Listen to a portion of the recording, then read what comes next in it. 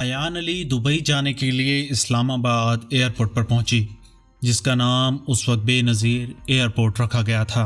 वो VIP lounge तक आई और अपना सामान काउंटर पर रखा तो कस्टम हुकाम ने उसका बैग चेक करना चाहा। अयान अली ने लापरवाही से बैग खोला और इजाज़ चौधरी नामी कस्टम इंस्पेक्टर ने बैग में पड़े 2 कपड़े हटाए तो नीचे डॉलरों की कापियाँ पड़ी हुई थी। इंस्पेक्टर ने अयान अली से इस्तफसार किया तो उसने लापरवाही से कहा, ये मेरे हैं।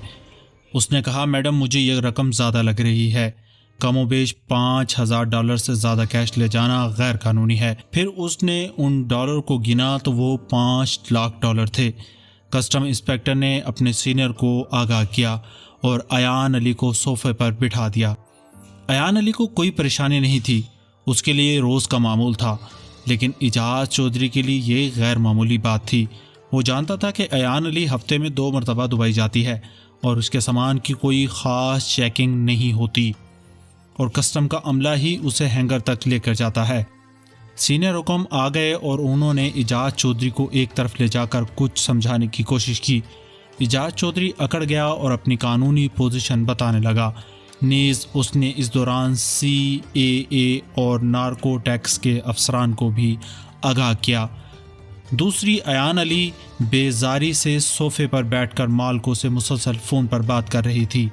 इस दौरान कस्टम ही के किसी फ़र्द ने मीडिया को ख़बर दी और चंद घंटों में पूरे मीडिया में ख़बर फैल गई कि मशहूर मॉडल अयान अली $5 लाख स्मगल करते हुए पकड़ी गई और पकड़ने वाला कस्टम इंस्पेक्टर इजाज़ चौधरी है। बात चूँकि अब फैल गई थी, लिहाजा कस्टम हुकाम को भी मजबूर होकर स्टैंड लेना पड़ा। उन्होंने अयान अली को सफरी दस्तावेज़ात और डेटा की इंक्वायरी की तो सिर्फ 1 साल में अयान अली 43 मरतबा दुबई का सफ़र कर चुकी थी। अयान अली ने दौरान तफ्तीश इकरार किया कि वो अपना ज़ाती अखराजात और शॉपिंग के लिए डॉलर ही लेकर जाती थी। इस बार 43वीं मरतबा पकड़ी गई थी। जब उससे पूछा गया कि इतने डॉलर उसके पास कहाँ से आए और वो डॉलर ही क्यों लेकर जाती है, तो उसके पास सिर्फ एक जवाब था कि ये मेरी अपनी कमाई है।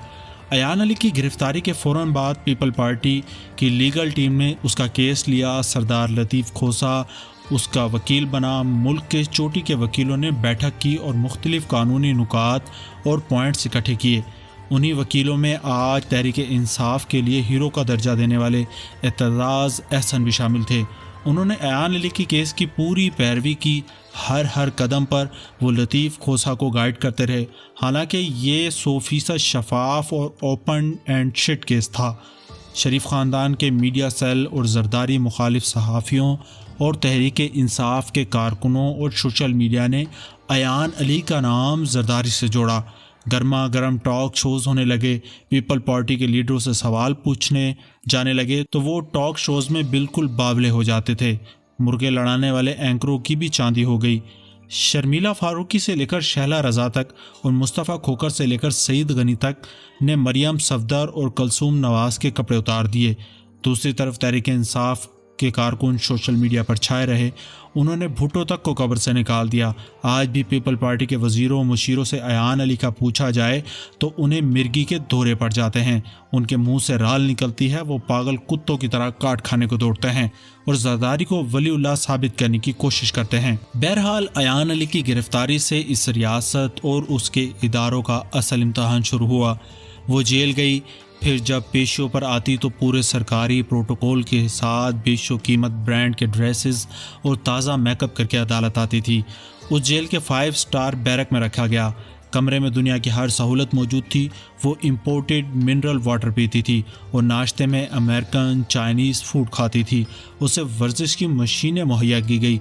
उसका फ़ोन लैपटॉप कस्टम हुकाम के पास था, लिहाजा उसे एक और फ़ोन दिया गया। उसकी खिदमत के लिए पूरी जेल का अमला वक्फ था।